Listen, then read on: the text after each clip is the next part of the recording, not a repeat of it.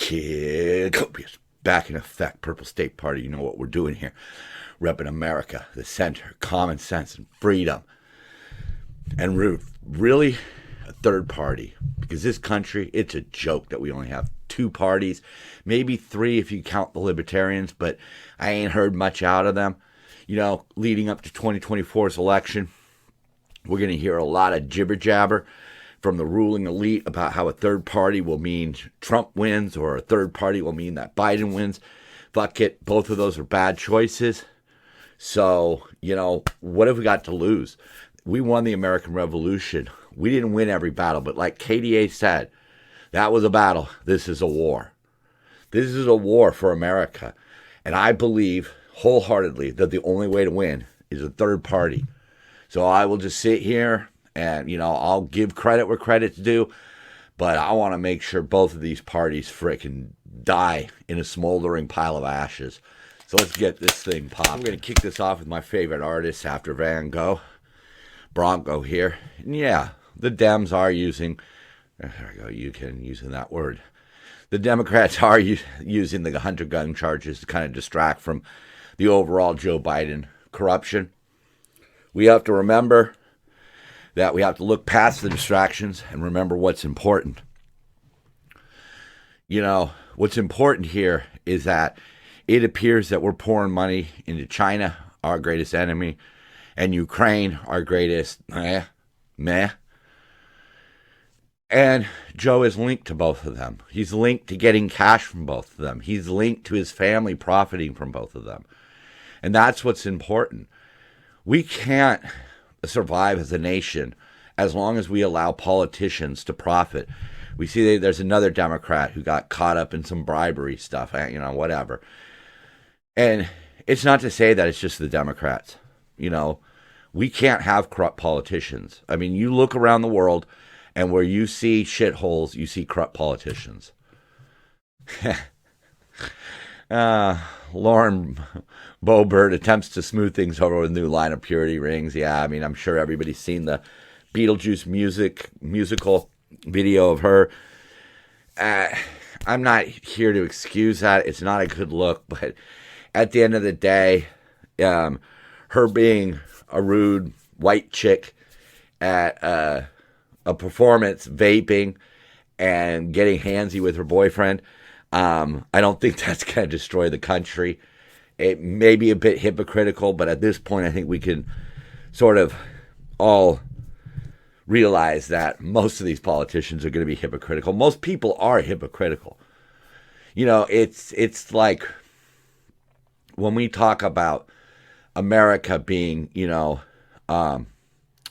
equality for all. Like, those are ideals you try to live up to. So people are going to come up short all the time. But again, I think she's just trying to get famous. Fine. The world's full of that right now. As a recovering alcoholic, this one really kind of strikes home. Beer company reminds you to buy as much beer as possible and also drink responsibly. And, you know, that's sort of where what we see out of our politicians right now. These statements that they're here to help the poor, but then their actions are to make things more expensive. Right now, green energy is leading that charge. I've never had as high of an electrical bill as I did this summer, and quite frankly, I kind of thought this summer was sort of mild out here.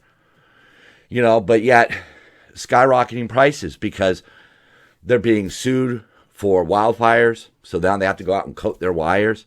Meanwhile, the state doesn't do anything about cleaning up the forest. And it's just like that. Drink as much beer as possible while doing it responsibly. You can't do both. So one of our fighter jets went missing. I like how Babylon B sums it up. Bad luck, military announces lost F-35 was carrying Epstein client list. Where is that client list? I mean, let's be honest. Not since the Zodiac Killer have we had a code so tough to break. Is that what it is? Is it so encoded that they can't figure it out? Or do they have it and they just don't want to release it? I think people need to know what politicians, what people were availing themselves of Epstein services. I think that's kind of vital, don't you? Military personnel seen wandering forest pressing button on F-35 key fob. Oh, that's fucking hilarious. Yeah, well, that happened. That's about all I got to say about it. So the government, our government, the U.S. government, is facing a potential shutdown. Here we go again. But, you know, the Republicans are voicing outrage after the Pentagon confirmed it would shield its operations to support the war in Ukraine from any potential U.S. government shutdown. Some of these quotes just sum it up. You know, the Biden administration thinks funding the protection of Ukraine's border is more essential than our own. That's true. I mean, just because maybe you don't agree with the political party that says it, you have to realize the truth behind some of these things. I get it. Nobody wants to see the Ukraine overrun by Russia. I get it. But how much do we do? You know, one of the reports that I read on this mentioned trying to save a drowning person. And one of the most difficult things about trying to save a drowning person is that the drowning person will drown you for their own survival. It's an instinct. They're fighting for their lives. Do we want to get dragged down any further? Josh Hawley, cut off services for Americans, but keep sending their money to Ukraine. That is offensive. I mean, I'm not a big fan of this dude, but that's true. It is offensive. And it really speaks to what we saw at the beginning of this administration. We were in the middle of a pandemic.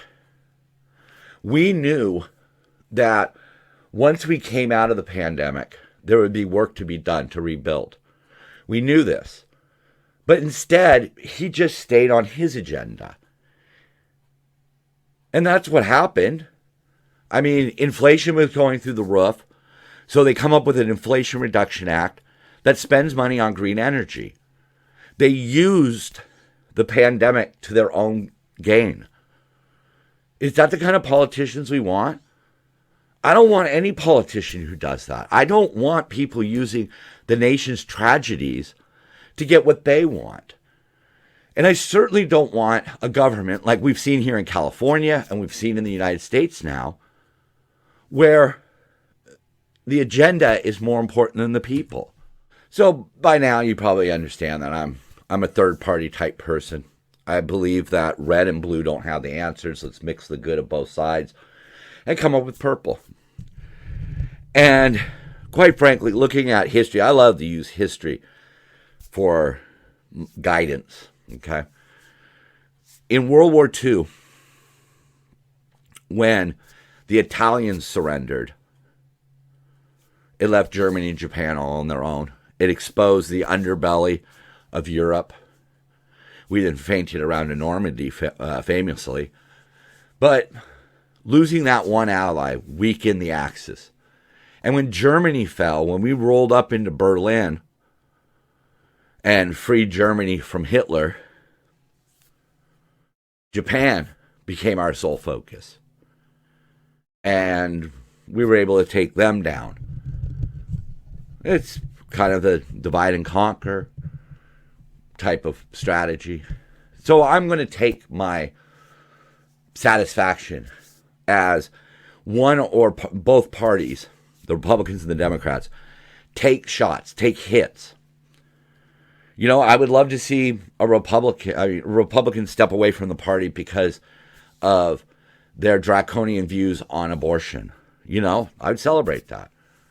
But here we have the Dallas mayor leaving the Democratic Party, switches to GOP, and as he says in quotes here, American cities need Republicans. Okay. So what he said here is, American cities need Republicans, and I'm becoming one. He's leaving the Democratic Party because, as he says, the future of America's great urban centers depends on the willingness of the nation's mayors to champion law and order and practice fiscal conservatism. In other words, you have to support the police and you have to use your money wisely. The big problem that the Democrats have is that they use the city's budgets to virtual signal. In other words, to spend money to look good, to get reelected, to maybe even move up like to president, right? But meanwhile, those programs and those dollars have been wasted. Our cities desperately need the genuine commitment to these principles, as opposed to the inconsistent, poll-driven commitment of many Democrats that has long been the defining characteristic of the GOP. Right there, poll-driven, inconsistent. Look at the California homeless problem. We give money to homeless advocacy groups who then stop the state from cleaning up these homeless encampments. These homeless encampments are a bigger threat to our environment than plastic straws. But yet, the people who are paid to take care of the homeless defend the homeless's right to fucking litter on the streets. Because that's what they're going to do. That's what they're doing. They are creating cesspools. There are areas that I go to that look like third world nations. And that's not hyperbole. I'm not here to paint a false picture. I'm here just to, like I've said before, I'm just here to call the game. You're not going to see a sports announcer making up plays, right? Nick Chubb's knee was not a touchdown. If the announcer said that that was a touchdown, he would have been wrong, because that was possibly the end of a good footballer's career. We can't lie about these things. We have to call it what it is. It looks like a third world country. And there are people who live in these neighborhoods that have been taken over by these RV encampments. It seriously looks like some of the scenes from Mad Max. Dallas saw a significant decrease in crime after Johnson took office in 2019. And he attributes it to three things: a strong police chief, a budget that reflects public safety being your top priority, and ensuring that there's a community buy-in for crime reduction. So what he's saying is you need a strong police force, but you also need to work with the community, right? What can be done? I mean, that's why I talk about bringing the things of red and blue together. I met a guy who came from Europe. He really hated Donald Trump, but he said we need to have free enterprise and socialism. Very odd statement, and I don't argue with people in public. I take on board what they say and try to figure out why they're right, why they're wrong. He might be right, but in a small degree, he is right. We need a little bit of the democratic approach to crime reduction, okay? Which is to not shit hammer everybody, which is not to just mass incarcerate everybody. But the most important thing we need is a strong police force. We need to have control. When you take control of an individual's life through the penal system, it can save lives. I say that as somebody who benefited from tough love. Oh, God. Video shows train filled with migrants heading south towards U.S. southern border from Mexico. They're cheering, hanging off the edge. I mean, I'm not trying to besmirch people, but I don't believe that all of their intentions are the same. I mean, this little town in Arizona that I've never even heard of got 2,000 illegal crossings a day for several straight days last week. How are you supposed to take care of these people? How many hotels do you think are in Ajo? The migrants include people from Africa. That's how ridiculous it's gotten. Because people around the world believe the border is wide open. Because Joe Biden said so. Biden administration is considering forcing migrants who cross into the United States to illegally remain in Texas while they wait out their asylum screening. Again, do we really need our political groups trying their best to hurt the other side? I don't know if that benefits anybody. But the administration has sued Texas to remove a barrier in the Rio Grande. They have also sued Arizona for building a barrier out of shipping containers. So Arizona is trying to block the border, trying to secure the border, and the Biden administration takes them to court. Does that really sound like a good idea? Yeah, more bad news for Mayor Adams up there in New York. Texas governor vows to bust even more. You know, you could say that the Big Apple's full, but guess what? That's where it's going. Abbott is pledging to increase traffic on the border to Broadway pipeline. Look, man, during the Trump administration, y'all wanted to shoot your mouths off about being sanctuary cities, about welcoming migrants. We'll welcome them, because this is what the reality is. It's not a father who wants to feed his family coming over the border to look for a job. It's tens of thousands of people every week, every couple days in some instances, coming across. And are they all coming here to contribute? I don't know. But when the first step you make into my country is to enter illegally, to force your way in, to kick down the door. Think about it. If you're at your own house and somebody kicks down the door, how are you going to react? They want us to give them room and board and good food and money and phones and opportunity. I don't know. In the last 11 months, 1.2 million migrants have been legally allowed over the border to pursue asylum claims. It's just all bullshit. They're coming over here. They're going to spin a story. It's not right. It's not right. If they have a claim, make that claim before you get here. Make that claim when you get out of the country that you're fleeing. Okay? But Abbott's just going to keep buzzing them out because, as I like to remind people, it's not Texas's problem. It's America's problem. And if the Big Apple can't handle it, with its size and population, Abbott says, what about Del Rio and Eagle Pass? Have you ever heard of Del Rio and Eagle Pass?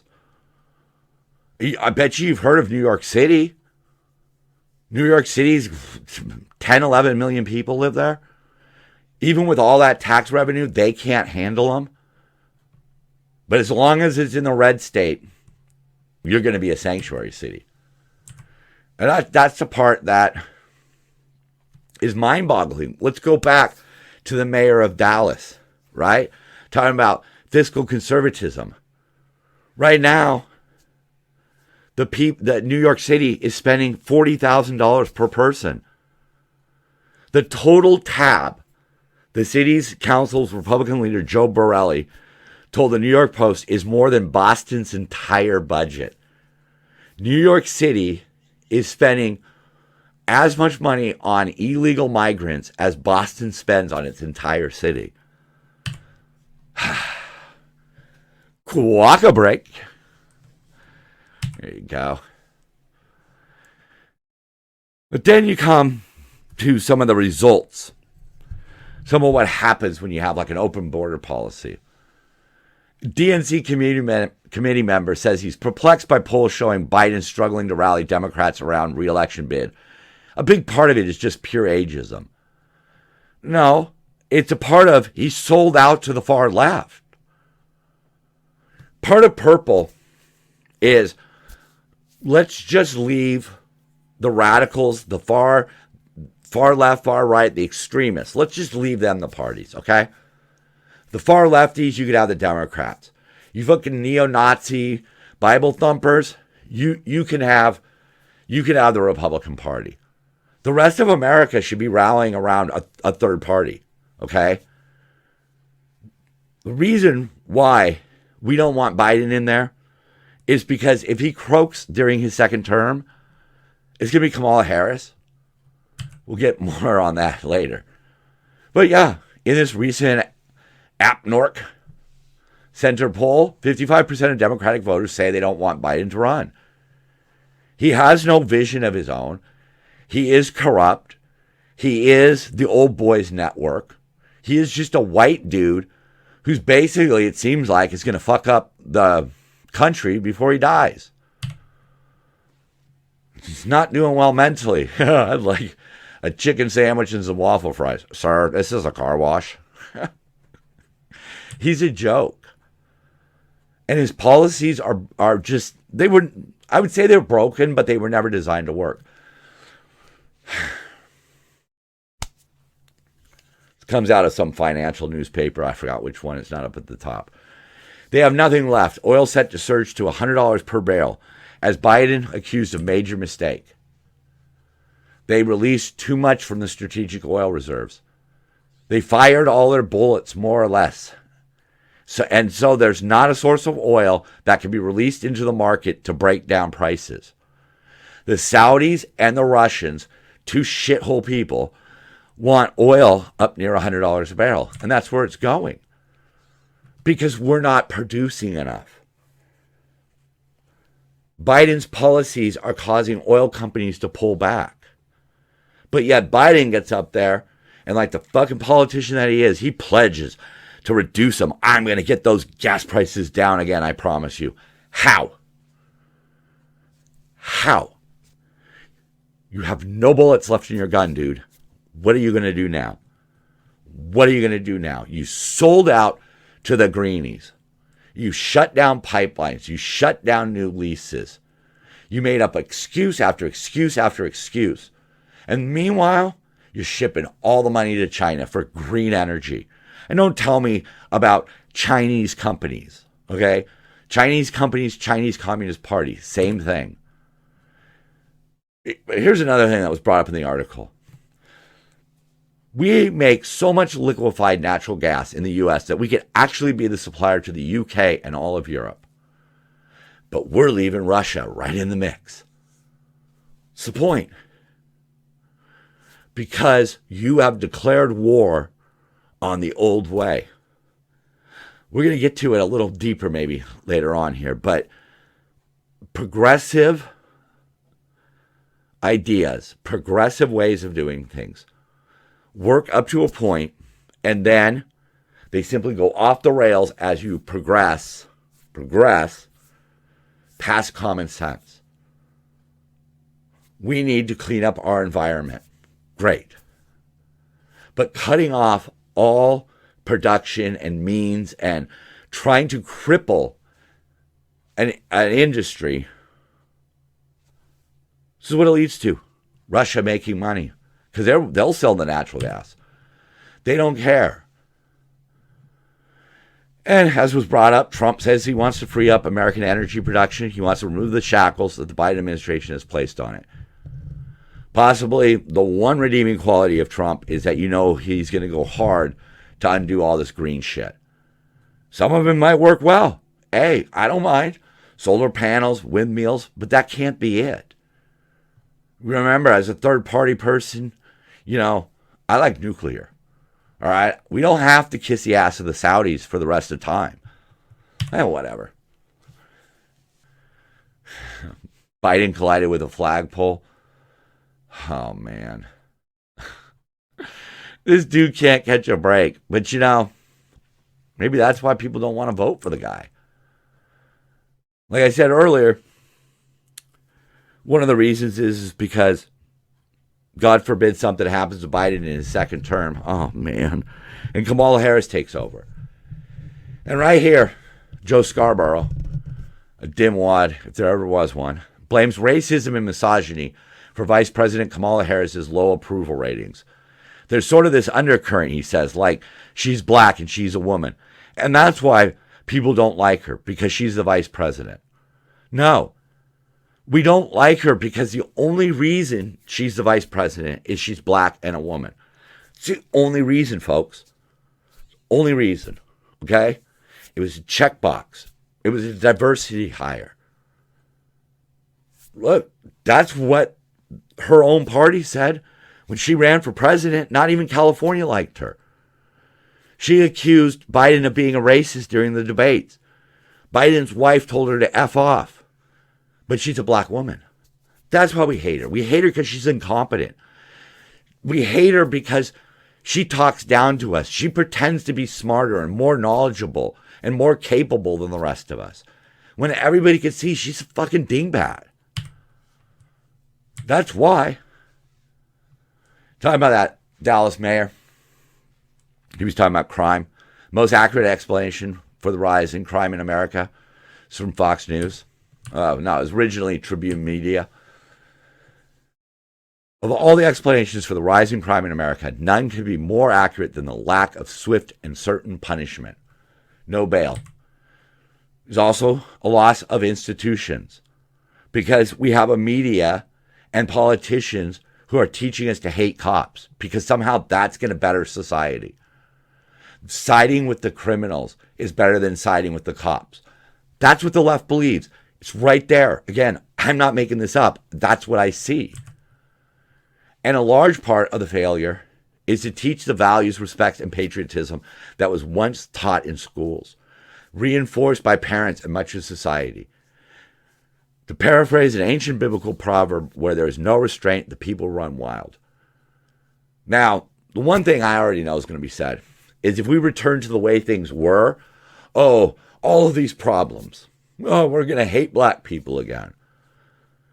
It's possible to return to the values, respect, and patriotism that was once taught in schools without hating on people.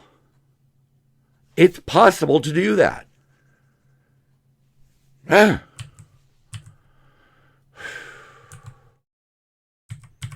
Skipping all this. I just wanted to touch base on this. I found this hilarious.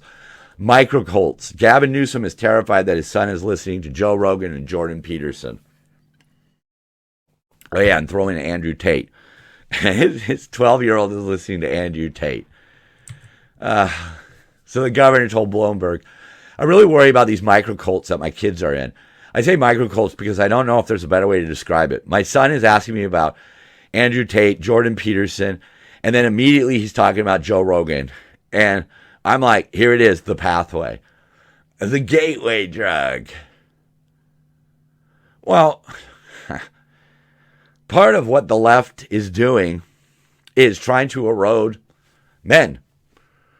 They're eroding women, but that's a different topic. But they're eroding men by saying that everything that we have equated with being a man is wrong. Because when you're progressive, everything in the past is wrong, even if it came from the progressives. What once was progressive is no longer progressive.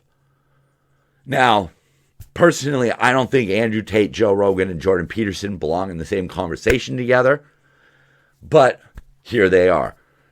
I know very little about Peterson. I have known Joe Rogan his entire career. I'm talking about back to news radio, hardball. Look it up, okay? I knew him when he was on the Kevin and Bean show. I know he believes a lot of what he's saying. I've seen him change over the years. Jordan Peterson, like I said, I don't know. Andrew Tate, pretty well acquainted with that guy. Pretty much a douche, all right?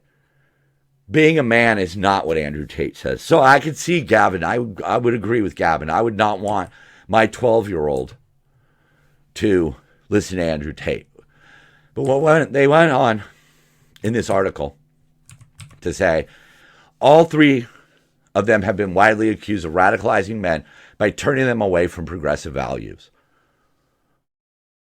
Well, like you said earlier, when progressive values keep pushing ahead, eventually they go off the cliff of common sense. It no longer makes sense. It's cuckoo. You know, I've grew up in the days of people gay bashing. And first step was, hey, we can't be this way to gay people. Being gay is not something that you should hate a person over. Then we moved into giving them more rights in terms of marriage. That was great. And we started passing laws that protected transgender people at work and in society. And we were taught, we were raised, we were shown that if a woman becomes a man and has a baby, it's no big deal. two gay men adopting a baby is no big deal. But now we're here and we've got women having to compete against trans women, having to change in front of trans women. We have to run around and say things like men can get pregnant. That's a simple explanation of how progressive values don't ever reach the promised land and stop. They just keep upping the ante. We're seeing that with the green energy right now, where we're making all kinds of simple to see mistakes, all in the name of green energy. It has to be this, it has to be this. But at the same time, not allowing nuclear, which is the common sense answer. But you know what? You know what, Gabby? Keep away from Andrew Tate. Ain't nothing wrong with Joe Rogan. You know, if your values are so weak that they can't take inspection or scrutiny, then your values suck. And that goes for the people on the right, too. If you're out there teaching your children to hate people because of their orientation or their religion or the color of their skin, you're a shitbag, too. But on the progressive side, are there not literally people who are teaching that all white people are bad, that America's bad, and that we should not fund the police? Really quick, I don't want to insult this girl, but I don't. The fact that somebody's calling her the key Bidenomics architect calls for spending race to the top on green tech. I'm sorry, but no. They think that, right here, as we bring up, they think that spending $369 billion in clean energy and low carbon technology through the landmark Inflation Reduction Act, with the aim of tackling global heating and laying down the groundwork for greener economic growth. Why isn't it working? Why isn't green energy taking off? It's expensive. It's an expensive startup. There are a lot of costs involved with it. Solar panels and windmills take as much or more maintenance than oil rigs. I don't want to burn oil to make power. I don't want to burn coal. I don't want to fuck up rivers with hydropower, although that's a good solution. I don't want to destroy the landscape with windmills and fucking solar panels. Just put up some nuclear reactors. Pretty simple. But they don't want to do that. Real quick, Black Lives Matter protests led to 11% increase in murders, thousands of additional deaths, study shows. Yeah, it is a study, and basically where you embrace this kind of defunding the police, right? This is what happens. The police pull back. The police are neutered. It doesn't work. It literally doesn't work. And that is to be blamed on these activists working up all of these young people into a needless frenzy. Be passionate about your causes, but make sure that your cause is actually what you think it is. Look at the unforeseen consequences. Look at the consequences that are right in front of your fucking face. And remember that this country was founded on freedom, the idea of freedom, the idea of people governing themselves. And we need that third party. We need it desperately right now. Because although the Republicans, like Greg Abbott, does things to strengthen the law enforcement, to strengthen the DUI punishments, busing the migrants around, all of that good stuff, he still went out and put a moratorium on abortions with no exceptions. I can't side with that, man. That's why for 186 episodes now, I've been preaching the need for a third party. And we got to start looking for that third party candidate and that third party. Because 2024 is going to get here sooner than you think. Time keeps on ticking, ticking, ticking into the future. I'm Kid Copious. I'm Purple State Party, and so are you. Love one another. Live free. And think before you dance. Dance.